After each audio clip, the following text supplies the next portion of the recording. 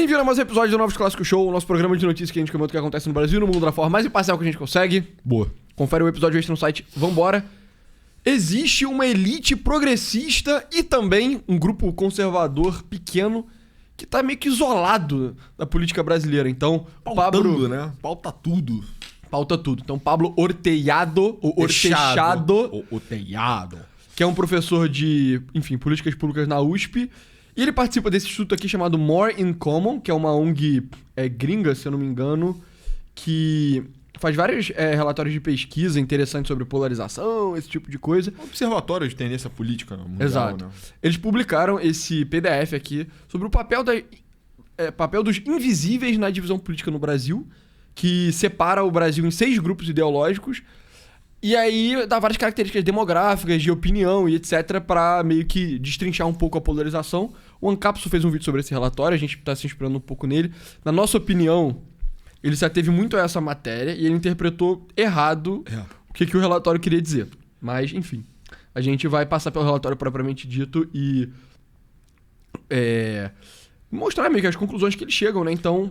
Não, esse estudo aí, cara, tá muito interessante de verdade. Na hora de agrupar em 6, puta, você revela muito mais do caráter, assim, do panorama político brasileiro quando você acopla em 2, né? Ah, direita versus esquerda, etc. Exato. A tese central do relatório, eu acho que não é nem a parte mais interessante, que é, tem uma minoria barulhenta que molda o debate político. Porra, pasmem, né? Acho que é assim desde que o mundo é mundo. Mas entender exatamente quem compõe cada fatia do eleitorado. Exatamente. Isso aí é riquíssimo, riquíssimo. Pois é, então é isso. O relatório ele apresenta essa tese que é, cara, se você separa em 2, você pega a sociedade brasileira e separa em 2, que é tipo Lula-Bolsonaro. A sociedade nem é tão polarizada assim. Então, por exemplo, essa pergunta sobre se as pessoas deveriam ou não ter direito à posse à arma, existe uma polarização. De fato, os conservadores, eles acreditam mais nisso do que as pessoas de esquerda, mas a polarização não é tão grande assim, né? Tem muita gente de esquerda que vai meio que contra o que seria a crença polarizada, de que ninguém deveria ter acesso à posse à arma, e tem muita gente de direita que vai contra a crença de direita, que é que as pessoas, pelo menos o cidadão de bem, deveriam ter posse à arma.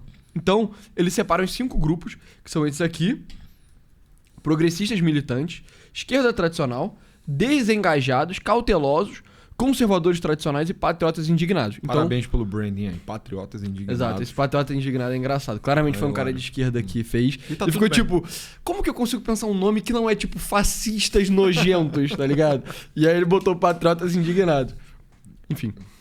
E aí é basicamente tipo, é isso, né? Meio que extrema esquerda, não é exatamente isso, mas seria mais ou menos por aí. Ou pelo menos o cara bem progressista que liga muito pra política. O esquerdista motivado, né? Motivado, perfeitamente. Ideologicamente conciso e com ação organizada, etc. Esse é o cara. E o patriota indignado seria meio que a extrema direita, ou então conservador motivado e etc. Exato. E aí tem esses grupos aqui, a gente vai passar sobre o que é cada um deles. Na prática, você tem tipo o esquerdista muito motivado, o cara que é de esquerda, se assume de esquerda, mas não é tão motivado assim. Você tem o cara que não é nem um pouco motivado, mas cai na canaleta de esquerda. E aí, esses 2 grupos são muito interessantes. E aí o espelhado pra direita. O cara que não é muito motivado, mas cai na canaleta da direita. O cara que é de direita, mas não é tão motivado. E aí o cara que é verdadeiramente bem de direita, coerente, ideologicamente motivado. E quando você faz exatamente, quando a gente faz esse tipo de análise, Lula e Bolsonaro, muitas vezes a gente acaba caindo naquele stalemate, né? Ou nó gorda, tipo, cara, você tem 50-50 em todas as pautas. Ou então quando é uma coisa que coisas que tendem muito pra direita são tipo 55-45. Mas quando você desagrupa mesmo, você vai vendo nessas 6 camadas, cara, eu acho que aponta muita solução possível e meio que tipo arquétipos eleitorais. Então, se eu fosse estrategista político, eu prestaria bastante atenção nesse relatório aí, porque ele mostra caminhos e o tipo de eleitor. Enfim, acho que vai ficar mais claro com o tempo, mas, enfim, episódio muito importante. Exato. Tá? De novo, eu acho que isso aqui de fato são arquétipos eleitorais. Eu acho que o que você falou tá certo. Tá certo meio que essa segmentação que eles fizeram. Eu fiquei curioso exatamente como que eles fizeram, porque... Especialmente os limites, né? Exato. Tipo, por exemplo, aqui você pode imaginar um percentil do cara mais progressista pro mais conservador. Então, um cara no percentil 1% mais progressista, ele sem dúvida tá no progressista militante. Mas e o 6% mais progressista? O que fez ele cair na esquerda tradicional e não no progressista militante? Enfim. Eu imagino até as técnicas e estatísticas que o cara usou, mas eles não deixaram claro e tal. Podia ter deixado mais clara aí a metodologia, né? Podia. Mas, enfim, desses grupos aqui, você vê que você tem 5% entre os mais progressistas e 6% entre os mais conservadores. Então, a direita é um pouco maior do que a esquerda. Depois, entre a esquerda tradicional e os conservadores tradicionais, a esquerda tradicional é 14%, contra os conservadores é 21%. Então, É menor, né? pois é, a direita é bem maior do que a esquerda. E aí nos dois grupos do meio ficou 50-50. E no balanço você vê que a direita é maior do que a esquerda, o que comprova várias outras pesquisas que a gente já viu. Bateu, né? Que era, tem um delta de, 30%, 40% entre o bloco motivado ideologicamente da direita e o bloco motivado ideologicamente da esquerda. E a gente também já comentou que, naturalmente, também existe uma maioria ao meio, né, que é não particularmente motivada por política, é um tema de fundo, assim, para a vida do cara. Então, por exemplo, nós falamos sobre política todos os dias. Sim, nós, progressistas militantes. Exato. Não, mas enfim, é porque a gente faz episódio aqui, então mesmo que a gente não quisesse, enfim, sempre falou também, né, vamos ser bem honestos. Mas a grande maioria do Brasil tem outras preocupações, né? Sim. Flamengo, o preço da carne, Big Brother. Quem matou o Odete Roitman. Fazenda, se você é um pouco mais, enfim, menos esclarecido, enfim. E esse é o grande grupo que ele tá virando, né, eleição a eleição, e é o público que também recebe maior atenção parte do eleitorado. O cara que tá na extremidade, o 5% de um lado e 5% do outro, esse cara meio que não tem muito pra onde fugir, né? Se você do ponto de vista eleitoral, ponto de vista eleitoral. Mas ele é muito importante do ponto de vista de convencimento, militância, né? Exatamente. Ele é meio que a ponta da lança da coisa. Ele não tem muito pra onde fugir, mas uma ponta da lança motivada faz a sua mensagem ir mais longe. Exato. E aí, basicamente, isso é engraçado também, até o diagnóstico, tipo, a internet, política é um dos grandes temas da internet, né? Enfim, debate, né? Debates que vão ficar pra história em podcast, né? Sim. Sabe? Tipo, bilionário contra atenta pobres, ou então criacionismo versus evolucionismo, né? Enfim, isso vai ficar por décadas, enfim. Cara, você não tá criticando o Pablo Marçal, mas ele é um dos padrinhos do canal. É verdade. Então não pode falar mal do Pablo Marçal. Não, perdão. Desculpa, Pablo. Enfim, você que lançou um novo show na eleição pra prefeitura de São Paulo. Mas, enfim, esses debates estão sempre quando a gente fala, puta, política é muito importante, né? Tá todo mundo pensando nisso. Mas, obviamente, não é verdade. Você tem, tipo, duas frações pequenas da sociedade que estão ali muito engajadas. Eu vou te refutar, eu não vou te refutar. E olha esse meme do Lula, esse meme do Bolsonaro, etc. Só que eles são uma parcela pequena, né? Do todo. Enfim, continuando. Eu acho que já vale a pena até, cara, ir direto para o que caracteriza cada um dos segmentos. Parte mais interessante. Essa é a parte mais interessante. Então, começando com os progressistas, que esse é o grupo mais importante. Aí vocês depois vão ver, vai ficar muito claro por quê. Entendo o caso. Então, esse é o segmento mais escolarizado. Okay. Então, mais da metade tem ensino superior. Mais rico, 37% tem renda maior do que 10 mil reais. E 10 mil reais é muita grana muito alto no Brasil. Pro Brasil. É o grupo elevada, no caso brasileiro, né? Pois é. É o grupo mais ateu. Okay. E mais branco também. Pasmem, né? Então, o progressista militante, ele é mais branco do que o cara que é o patriota indignado. É o único segmento que se define majoritariamente como progressista, 78%. E a maioria tem simpatia por partido de esquerda, PT e PSOL, óbvio. É muito engajado, é o grupo mais engajado, a gente vai ver isso mais pra frente. Então, 71% consideram importante participar em manifestações políticas e 69% conversa com amigos e familiares sobre política. E se preocupa com a luta contra a desigualdade e as opressões de gênero e raça. Enquanto que, para os demais segmentos, valores como família e fé são preponderantes. Para os progressistas militantes, o valor fundamental é a justiça social. Eu diria que, sem dúvida, tem um mismatch entre o que o progressista fala e o que ele faz. Eu imagino que esse grupo é o que as famílias são mais estruturadas também, sabe? Também. Até pela própria estatística, né? A gente Exato, tá vendo tem mais aí... renda, mais ensino superior. Tudo isso correlaciona com não ter divórcio, não ter filho fora do casamento e tal. Exatamente. E, tipo, a questão da distribuição de renda que é bastante elevada no Brasil. Pode não parecer, mais de 10 mil reais, grandes merdas e tal. Exato. Você, milionário. O fã do Novos Clássicos Show, né? Que é, tipo, dar volta de iate todo final de semana. Exato, mas pro Brasil seria, tipo, um grupo extremamente rico, né? A gente tá provavelmente falando de elite brasileira aí. E aí, se você estiver pensando, que tipo de eleitor é esse? Cara, o Gregório do Vivier, entendeu? Ou então o próprio cara que escreveu essa parada, também, Pablo Hortelhado.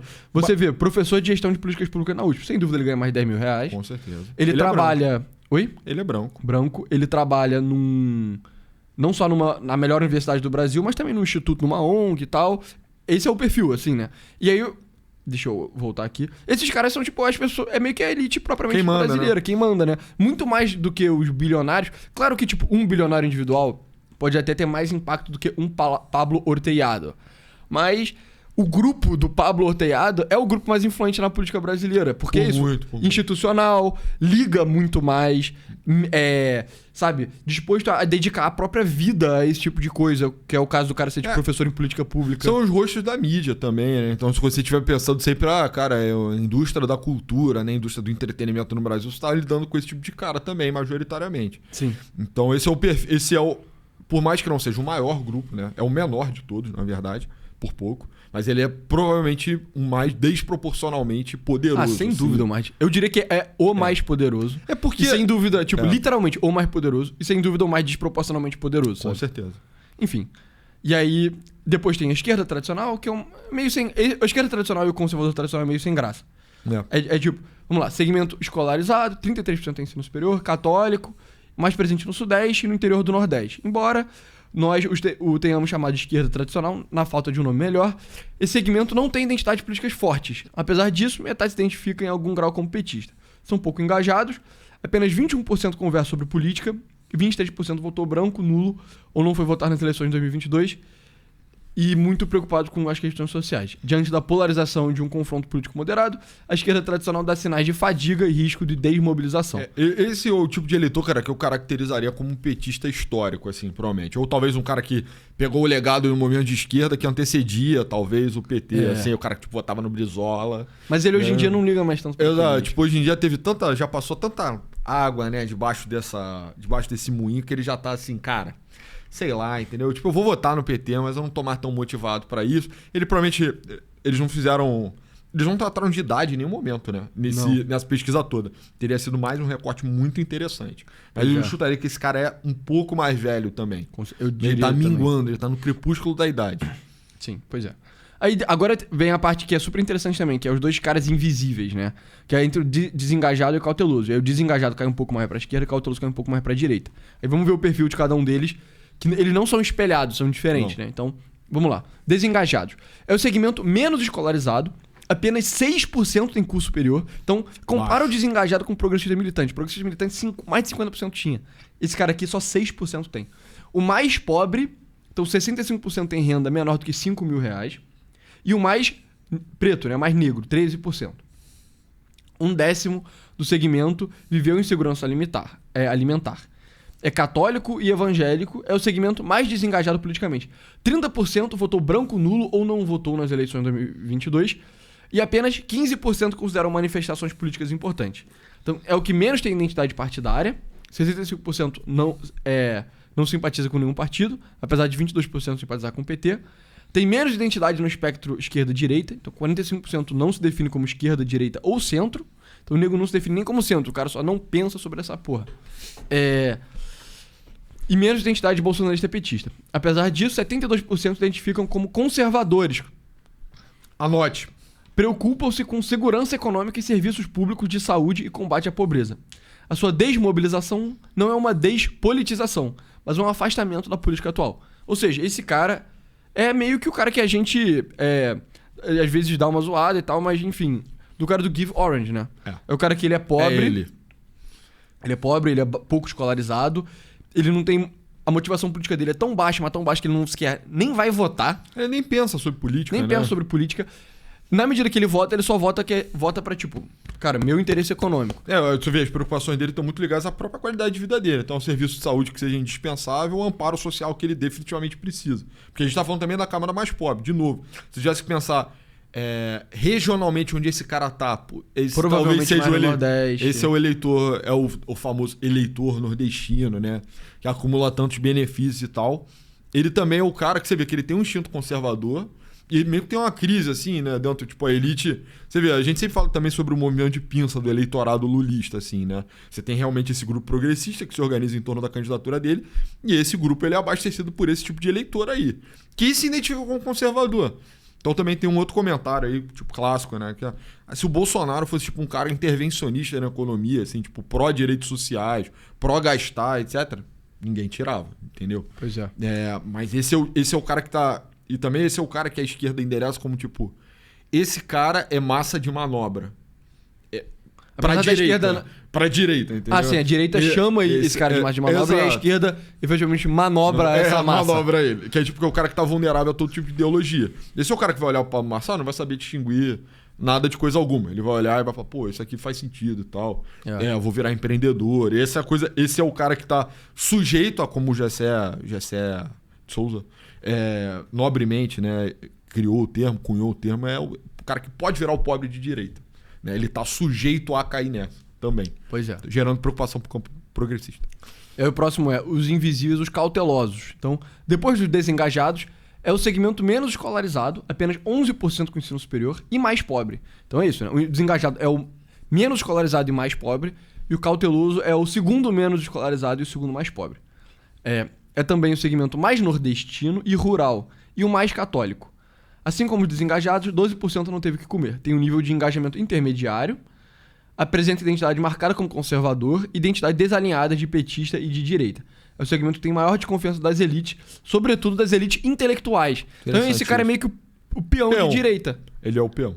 Que ele tá com a cabeça um pouquinho mais tirado da lama, assim, mas ele... Começou a consumir um conteúdo mais político e tal, sei lá, talvez tenha conhecido uma coisa ou outra, coisa de guerra cultural, mesmo que indiretamente. E talvez ele seja um pouco menos preocupado com a... Cara, tipo, pô, se o Bolsa Família acabar, eu vou passar fome? Tipo, não, o cara não tá nesse nível, ele tá um pouquinho acima, mas ele também não é engajado, ele não participa politicamente, ele não particularmente pensa politicamente. Esse é o peão no geral mesmo. O arquétipo, quando a gente fala peão, esse é o cara que é o eleitor peão. Ele é tipo, anti-instituições, ele é um cara simples, ele não tá passando dificuldade necessariamente, mas ele é um cara muito simples, provavelmente mora deslocado do grande centro urbano.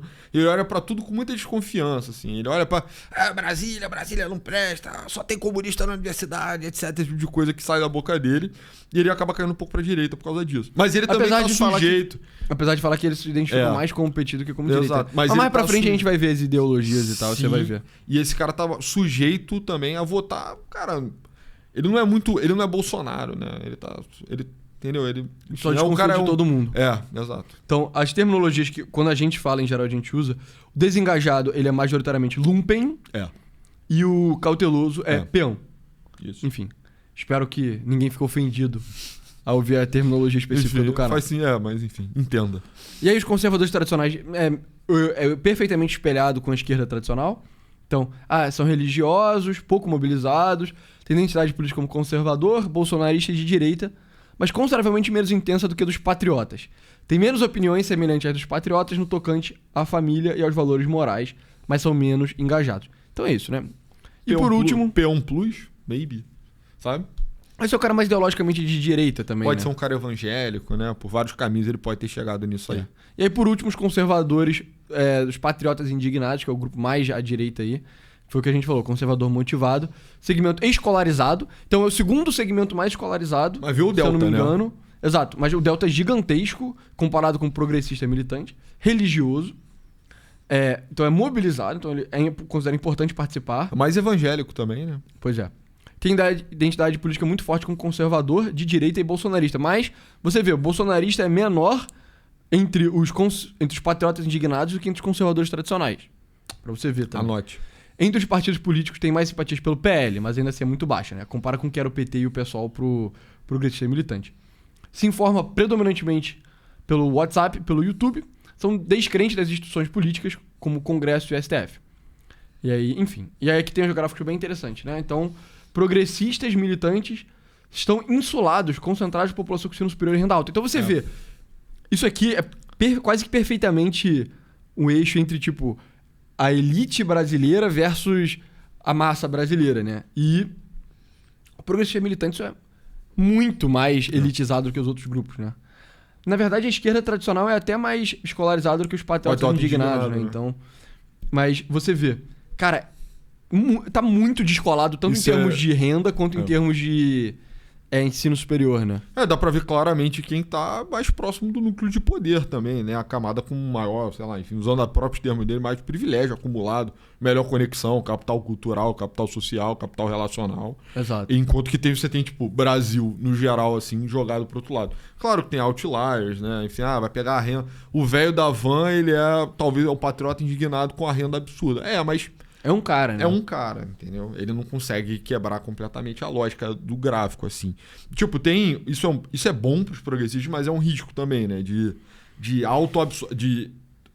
um senso de descolamento muito grande do todo, né? Então, pro cara que tá olhando muito de cima, talvez entender a forma como os demais pensam, ou até como o debate, né? Ele surge na sociedade, até como esses caras se comunicam. Eu queria que esse relatório tivesse sido mais completo, né? Ele fez questão de frisar que patriotas indignados se comunicam pelo YouTube e pelo WhatsApp. E o progressista? E o se informa por onde, né? Então, eu queria saber isso. Provavelmente televisão, né? Será? Não pareça, cara. Talvez. Mas enfim, faltou um negócio de idade também, né? Faltou Aí também. fala sobre religião, isso é menos interessante, na minha opinião. É óbvio, né? O progressista é mais ateu e o conservador é mais católico ou evangélico. Pasmem. É o único grupo majoritariamente ateu, né? O que também é surpreendente. Pois é. Aí, divisão de raça também, você vê. Quem é o grupo mais branco? Sem dúvida vão ser os ultraconservadores, né? Os racistas, nazistas... Não, são os progressistas. Ok. É o grupo mais branco, né? Isso não deveria ser surpresa pra ninguém que conhece progressistas. E aí você vê, os grupos do meio, eles são desproporcionalmente mais negros. Aqui, eles estão agrupando provavelmente negro e pardo, enquanto antes, quando eles estavam falando que o desengajado era mais negro, provavelmente estavam falando só negro, né? Interesse por política, de novo, aqui a linhazinha, né? O progressista militante, ele liga muito mais pra política até do que o patriota indignado. Então, apesar do grupo do patriota indignado ser marginalmente maior do que o progressista militante, o progressista militante liga, tipo, 50% muito a mais, né? Então ele tem mais dinheiro, ele é mais escolarizado, ele liga mais. Por isso que é quem realmente ganha, que manda, né? Quem ganha. E aí, quantidade de pessoas que votam branco ou nulo. Você vê que desengajado tem uma quantidade bem grande aqui. E isso mostra por que o voto obrigatório é tão importante meio que pra essa esquerda petista, da pinça, né? Da ultra-elite com o lumpen. Porque se você tornasse o voto não obrigatório... De novo, o voto ele não é obrigatório, a multa é ridícula, tipo R$5, né? Sei lá. Mas... Acho que é um pouco mais. Se não fosse obrigatório, eu imagino que esse número de 30 ia subir pra uns 50 ou mais, assim, né? O turnout seria ridiculamente baixo, cara, na democracia brasileira. E aí esse pessoal ia acabar prejudicando a estratégia do PT, Esse é o grupo que vai votar, mas não consegue se motivar nem a votar no Lula, né? Provavelmente uma boa parcela se motiva. Pois é. Em termos de identidade política, você vê. Tipo, entre quem se classifica de esquerda, os progressistas militantes, só 2/3 se identificam como esquerda, 15% se identificam como centro e 3% como direita, né? E é por isso que eu queria entender exatamente qual foi a categorização pra encaixar os caras. É perfeito. Eles colocaram uma imprecisão a mais de 5%, né? Lá no final. Mas talvez isso seja erro, né? Então, mas a parada é... qual foi o critério pro cara entrar em progressista militante, sabe? Não tá nem um pouco claro ainda. E você vê que a direita meio que se identifica mais como direita do que a esquerda, né? Então, por exemplo, o grupo mais de esquerda é 2/3, se identifica como tal, e o grupo mais de direita é 80%. O segundo grupo mais de esquerda, só 1/3 se identifica como esquerda, mas o segundo grupo mais de direita, 2/3 se identifica, né? Provavelmente porque aquilo, né? O peixe que nada na água nem sabe que ele tá nadando na água. Enquanto o peixe, quando ele pula pra fora, ele vai pra terra, ele reconhece: meu Deus, eu tô na terra e tal. Então, a direita meio que, dado que ela se vê em oposição à cultura majoritária da sociedade, às instituições, etc., ele se identifica: não. Eu sou oposto a isso que a Globo tá propagando. Ele é contramão, né? Ele precisa ter essa noção de si mesmo. E eu acho que é um pouco também de exatamente quando você tá falando do peixe estar na água, é um conforto de estar na posição D, né?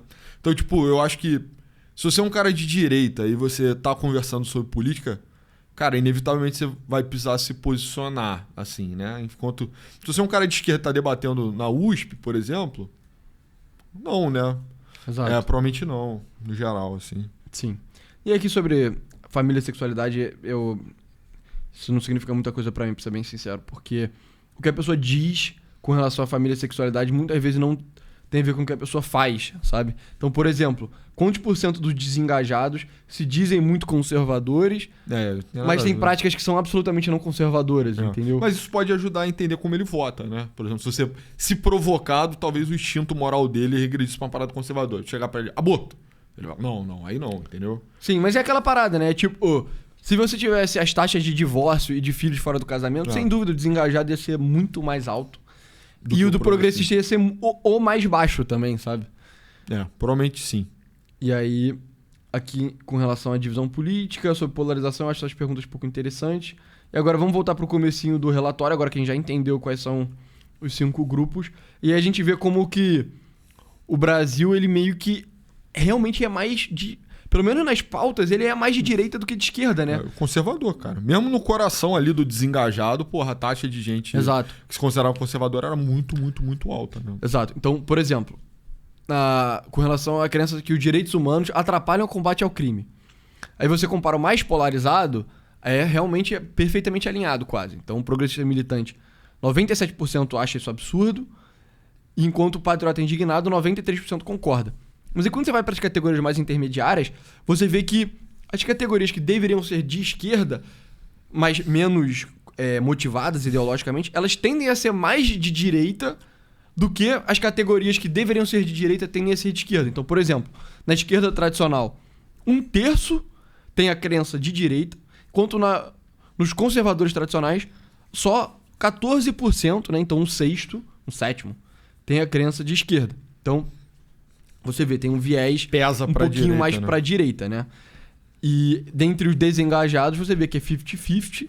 O que é até curioso, né? Tipo, é porque essa pessoa, o desengajado, ela é meio que tão pobre, tão pouco escolarizada, que eu não sei nem se ela entende muito bem o que esses termos significam, sabe? Talvez funcione como buzzword, assim, né? Tipo, o cara tá acostumado a ouvir a palavra direitos humanos num contexto que ele acha positivo, assim, pró-social, aí... na hora de responder. Mas aí, ao mesmo tempo, também tem o cara lá que é, vítima do crime. Aí fala, atrapalha o crime. Ele, não, isso aí atrapalha, com certeza. Porque você tá perguntando a opinião de direitos humanos pra um cara que, cara, tem ensino fundamental, né? O cara que tá na faixa de renda muito baixa. Então, a forma como isso se comunica... Como a palavra direitos humanos se comunica com ele, honestamente, é um mistério. Pra mim significa umas 1000 coisas diferentes que ele só não sabe definir. Mas eu acho que aquele gráfico é um dos que mais... Esse gráfico é um dos que mais apontam que tem uma desconexão muito grande entre, de fato, né, o que seria a elite brasileira, né, e seus valores progressistas e o grosso do eleitorado. Então, inclusive o próprio eleitorado de esquerda. O próprio eleitorado de esquerda, entendeu? Então o Brasil é um país conservador, de fato, né, de formação conservadora, de valores conservadores. Isso, cara, really shows, assim. O PT tem que o tempo inteiro modular o que o núcleo mais alto, a sua intelectualidade acredita. Porque se chegasse no peão ou no lumpen, chocaria. Chocaria de verdade, entendeu? Pois é. Então aqui, cotas raciais são uma forma de racismo. 97% dos progressistas militantes estão alinhados. Curiosamente, os patriotas indignados, só 89% é meio que contra, então... Você vê que os progressistas são mais alinhados ideologicamente do que a direita. O que também bate naquele gráfico que viralizou no Twitter meses atrás e que a gente até fez um episódio sobre, que é tipo, a esquerda, ideologicamente, ela é tipo, muito concentrada, enquanto a direita é tipo, uma bola muito dispersa.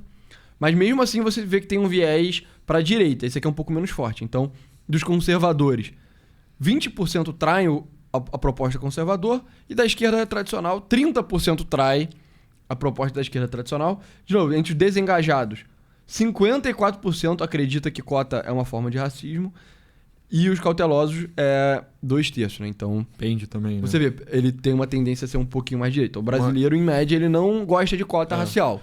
Esse estudo literalmente reproduz, né, aquele outro gráfico, esse gráfico que a gente descobriu, que ele mostrava que o comportamento considerado de esquerda, propriamente de esquerda, opera quase como uma milícia organizada e, tipo, todo o resto, que acaba sendo acoplado na terminologia direita, tem vários epicentros, né, de teoria. Então, um cara que é tucano até hoje, até o cara que é, o pastor Tupirani lá, que foi preso porque por intolerância religiosa. Todos esses caras estão em oposição, mas eles não conseguem nem se coordenar e nem concordar em boa parte das pautas. Por mais que eles sejam a larga maioria. Mas, de certa forma, eles também estão fadados, né, a serem arrastados, né? Pois é. Aqui a pauta sobre se travesti deve ou não ter direitos ao banheiro feminino. Você vê, a grande maioria do Brasil Massacre é contra. total, né? E eu acho essa pauta absolutamente irrelevante, assim. Ela é uma parada importada dos Estados Unidos. Não é relevante nem lá. Aqui, então, pelo amor de Deus. E aí, por último, sobre se a ideologia feminista é uma ameaça para a família brasileira. Essa é a primeira pergunta que tende mais à esquerda, né? Então, o brasileiro, ele é mais feminista. Tipo, das 4 pautas aqui que o cara trouxe, né? Então, sobre crime e direitos humanos, racismo, LGBT e feminismo. Feminismo é a única que o brasileiro é mais à esquerda.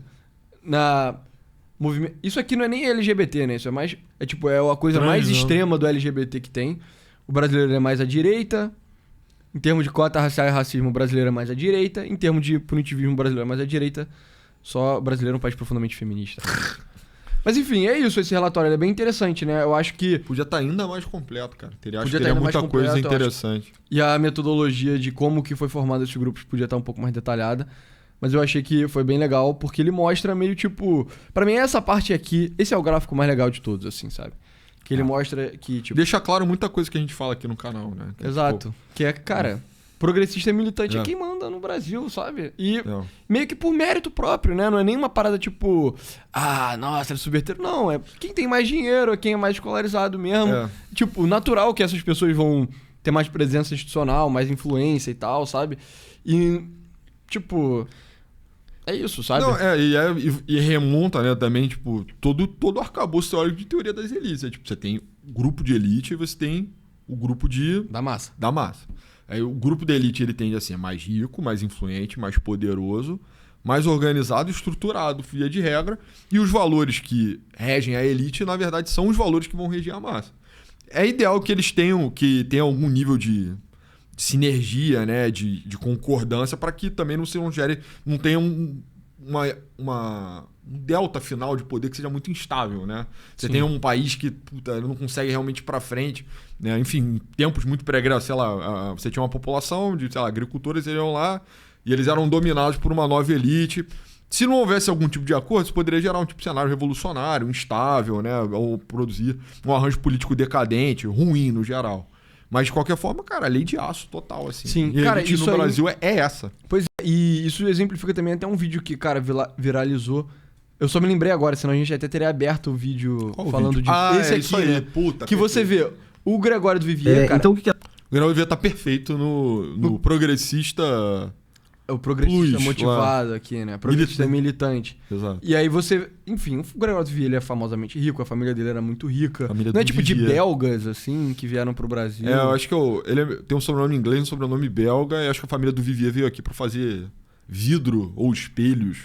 Se eu não me engano, ele mora na Gávea. Família do Vivier que era dona de muitas terras em Copacabana, né? Tem a rua do Vivier lá até hoje.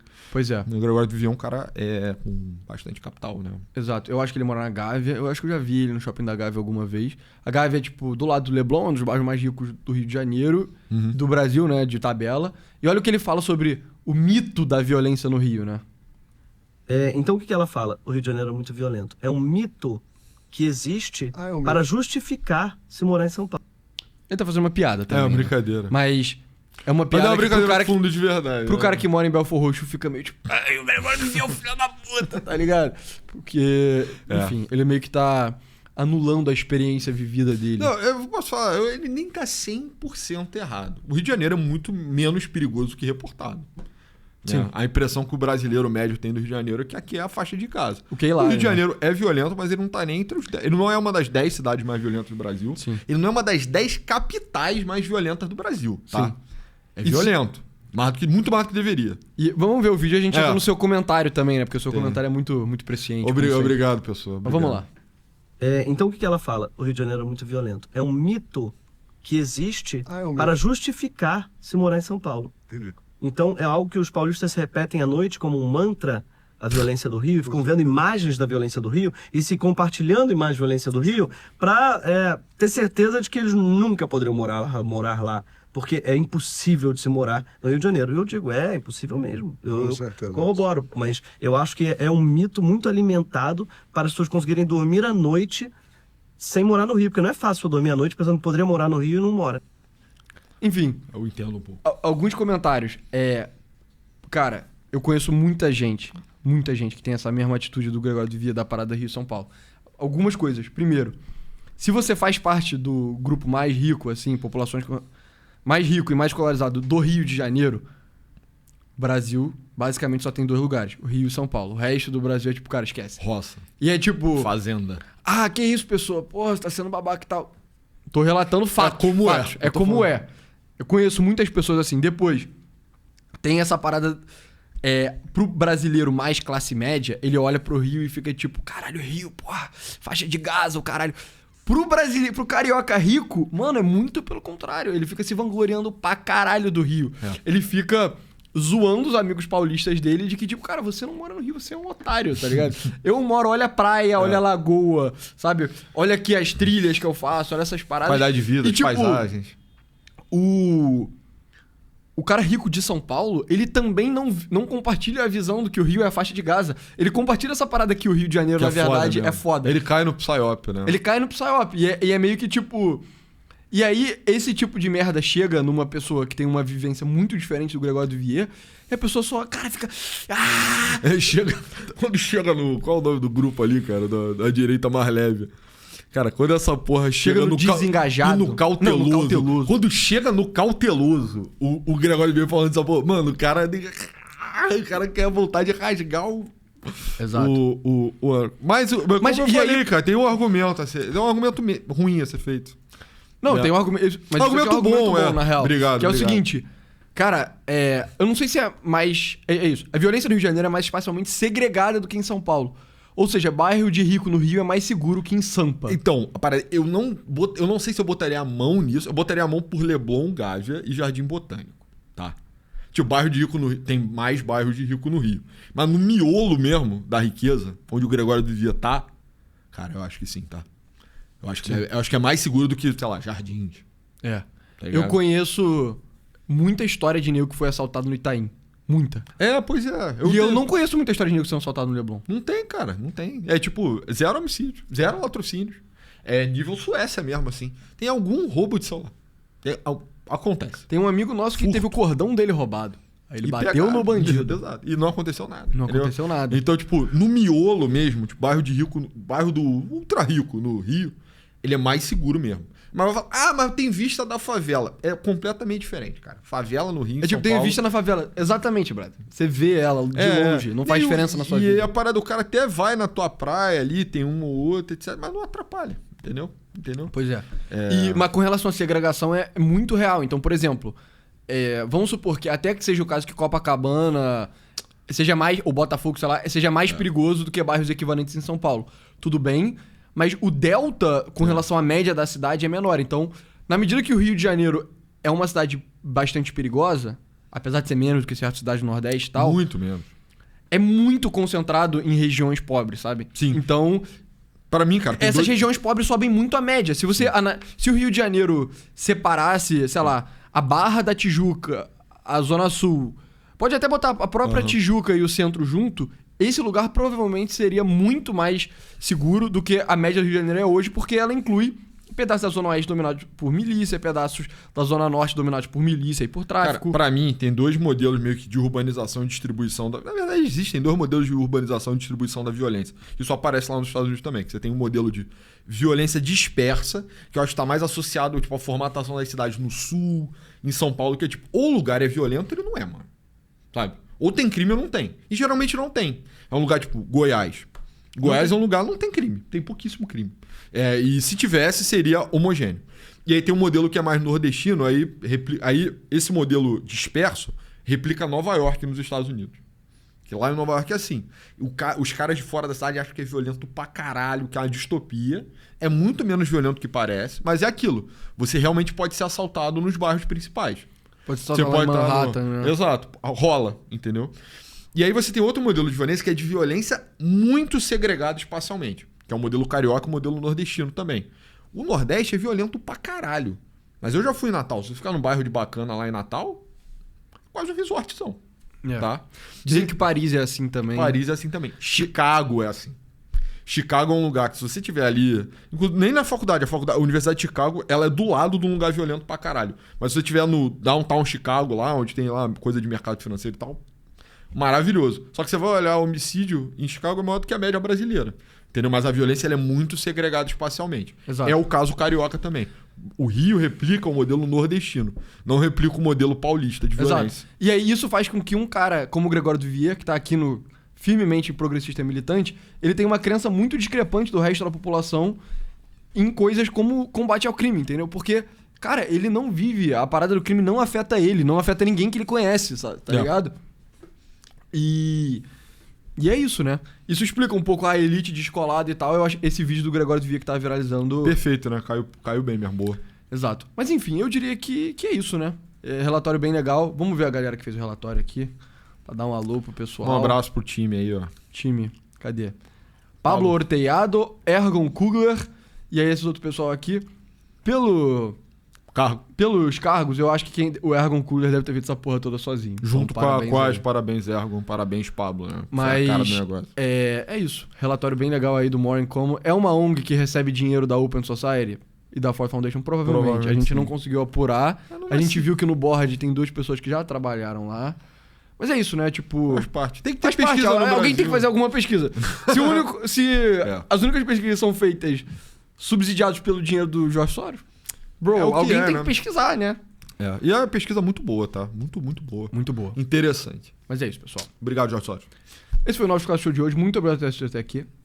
Programa de membros dia 25 de outubro. Entra no site, preenche o formulário que a gente vai te mandar uma mensagem Tem pra você encontro participar. pra gente tomar um chopp lá na cidade de São Paulo. Não Exatamente. perca a oportunidade. O link está na O descrição. site é www.novosclassicos.com.br. Fora isso, a gente faz lives na Kik. E no segundo Twitter, meu arroba é pessoa A99. Meu @novosclassicos. Eu roubei do pessoal. Muito obrigado. Valeu.